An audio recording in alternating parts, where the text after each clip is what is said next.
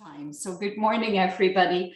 And yeah, it's nice to see you joining in a room in Dubai. And I wish, of course, that I was there with you and could speak to everyone in the coffee break that's just taken place or is coming up.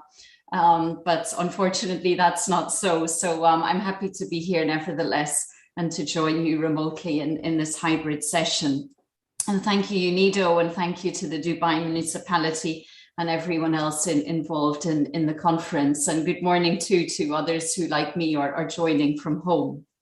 So I'm going to talk about the Standards and Trade Development Facility and work that the STDF is supporting that's relevant to the evolution of food regulatory practices in this era of digitalization, and hopefully give you some suggestions on how this might be relevant for you, and also point you to some sources of support or information that can support your work.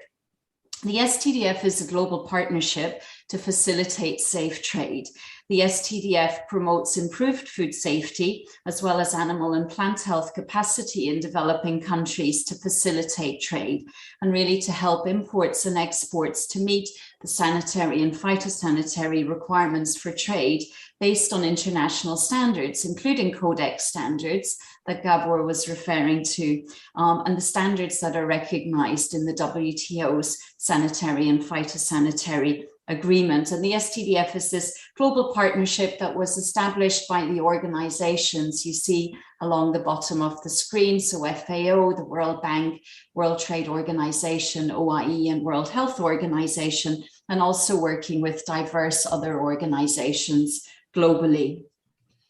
The STDF is a global coordination platform and knowledge hub and network for SPS capacity building that connects these different organizations worldwide to address persisting and emerging SPS challenges and to drive forward innovative and collaborative solutions.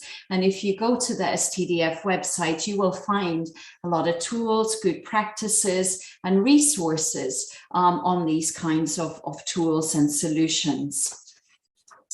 The STDF also provides funding for innovative cross-cutting projects and for project development. And to date, the STDF has supported over 200 projects and project preparation grants globally. And again, more information on existing projects, as well as funding opportunities that are provided through the STDF, are available on the website. STDF projects are helping public and private sector stakeholders in developing countries to strengthen their sanitary and phytosanitary capacity to facilitate safe trade. And these projects often work as catalysts that bring on board diverse other partners and funding to support long-term impacts. Gabor already spoke about the trends that are shaping the world that we live in today and the trends that are shaping food safety regulatory practices.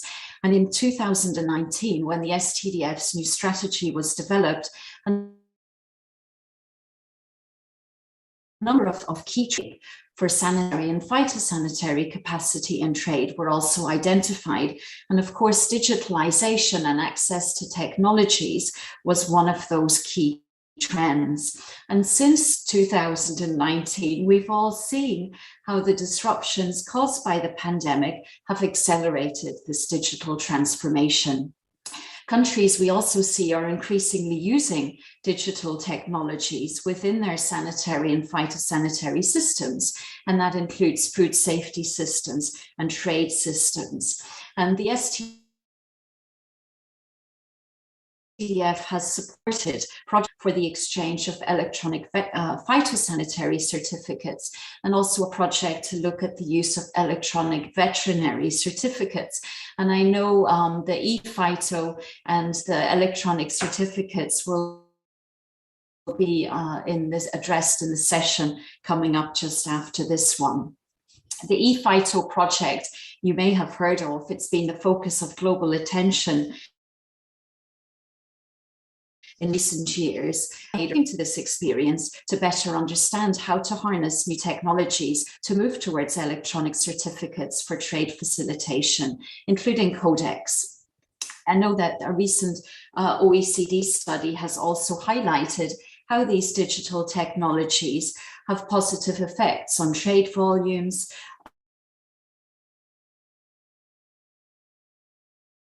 for principles.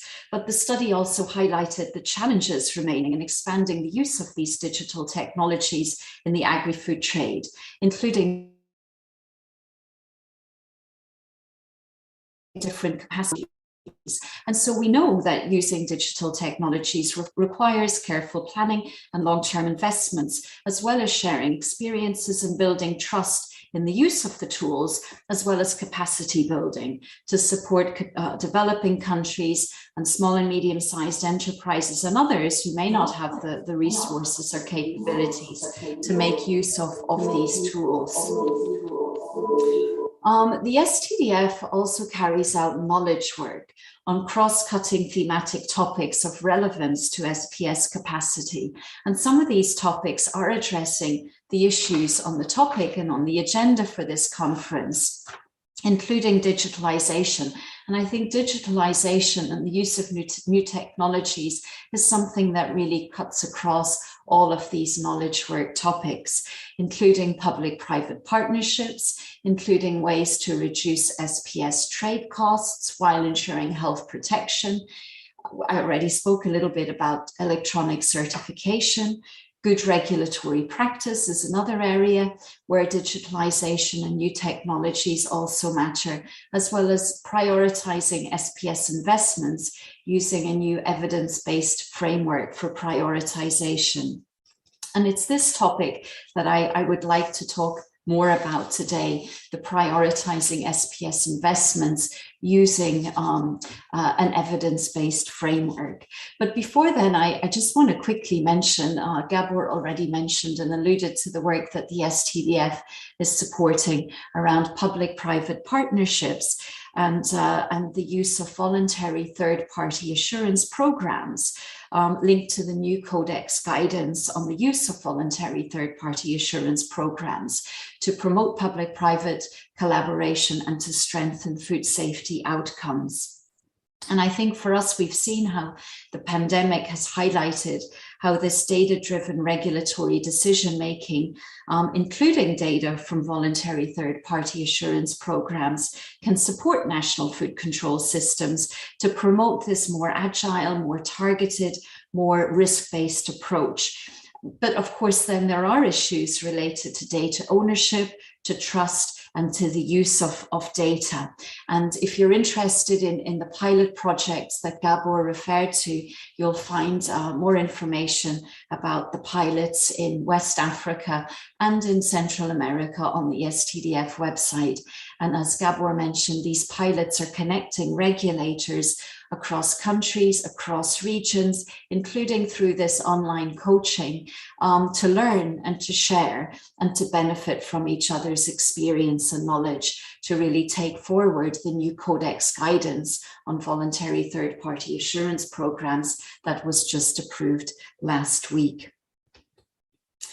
Today, the example I want to share with you now is really about a decision support framework or tool that's called Pima, Prioritizing SPS Investments for Market Access, that the STDF has promoted and has been using in collaboration with diverse other organizations for the last few years. And the context of this Pima evidence-based approach to support food safety decision-making and also decision-making more broadly across SPS investments is really that there are a number of different investment needs that exist in the public sector, in the private sector, across different government agencies, across different private sector players. But there are also great resource constraints, and the resources to address all of those investment needs and capacity building gaps are simply not available, either within governments or within donors, or even within both combined. Also, at times, the decision-making processes for deciding on which investment needs to address are also sometimes not as transparent or not as systematic as they might be. And some stakeholders sometimes feel they're ad hoc, or they're not really clear how investment and resourcing decisions are made, or that resources are sometimes not targeted to where they're likely to have the greatest impact. And so these kinds of perceptions and these issues are what framed the development of the STDF's Pima approach to prioritize SPS investments for market access. Where Pima has been used within projects, but also by other organizations that are looking for a tool to support a more evidence-based approach in their decision-making processes. We have seen, and they have seen, those government organizations and those private sector partners, that the use of Pima facilitates public-private dialogue around investment priorities and around the resources that are needed to address those priorities.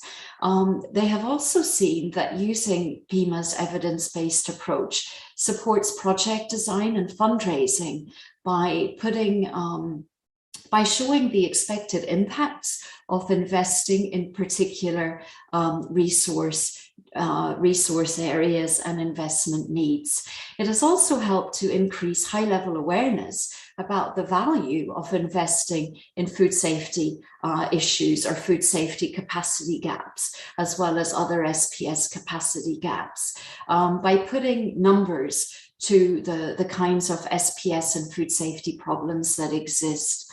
And it also has promoted greater resource efficiency by attaching SPS and food safety investment options and priorities to national policy objectives, like impacts on gender, impacts on vulnerable groups, as well as trade growth, as well as agricultural productivity, and so on.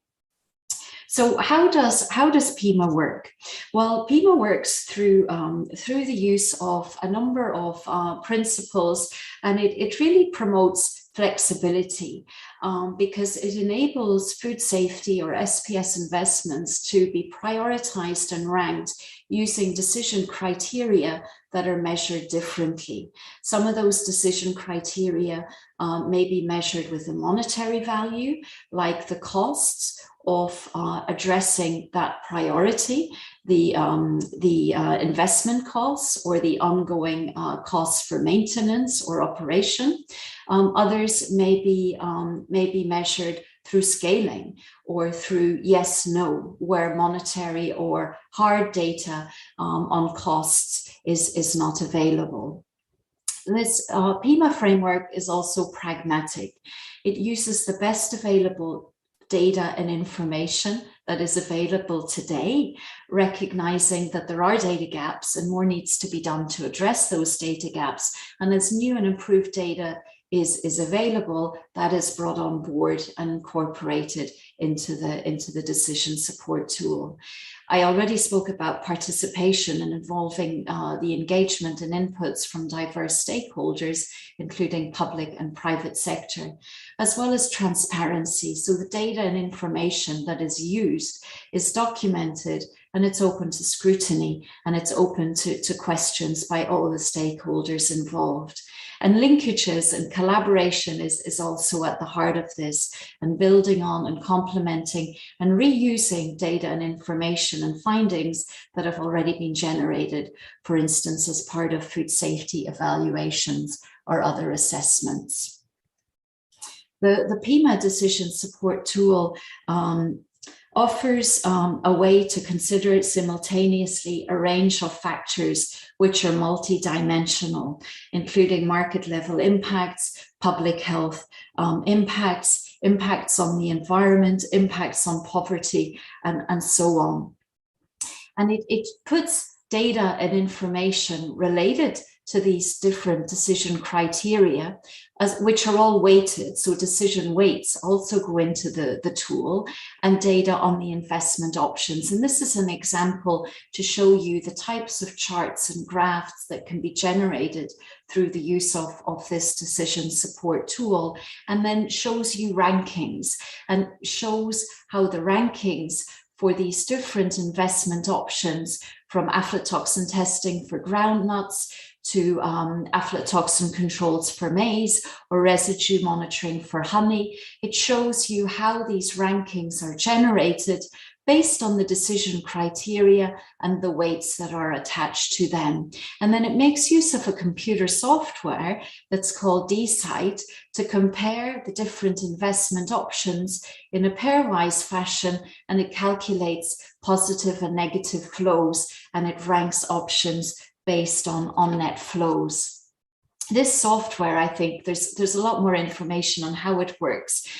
It obviously needs a bit of training, but it's relatively simple, and it works as part of an online platform where different stakeholders can connect and use the software together across different parts of government, and also involving private sector players. But I think what's important to know is that this software and this type of multi-criteria decision analysis approach has been used by different stakeholders, also in different industries, often where a lot of financing is at stake, and a lot of big decisions are going to be made related to natural resource management, energy, water management, and so on. But also in Canada, in the public health area, the Canadian authorities used a multi-criteria decision analysis framework to rank foodborne risks and investments to address those risks.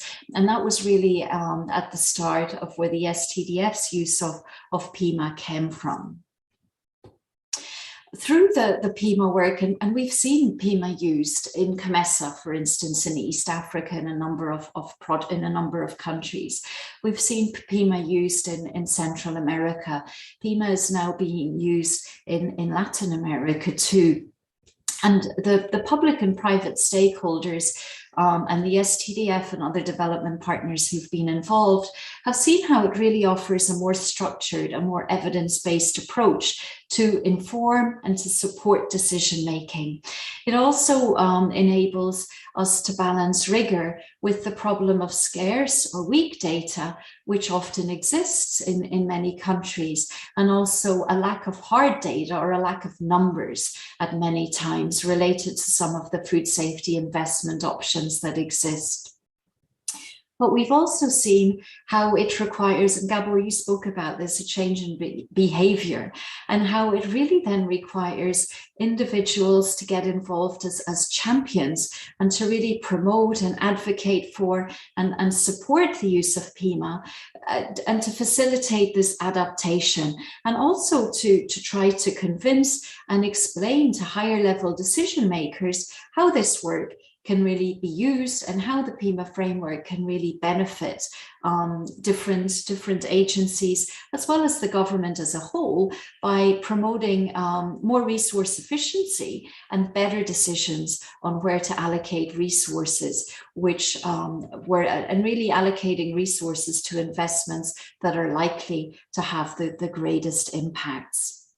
We've also seen how it promotes a more collaborative approach to decision-making, more transparency, how it increases access to data and information, and how it promotes collaboration on this digital platform among food safety agencies that can come from different parts of government or can be involved in different government bodies across the agriculture sector and also in the health sector, and also linking up with different parts of government who have a role in making investment decisions in ministries of finance or departments of planning and so on.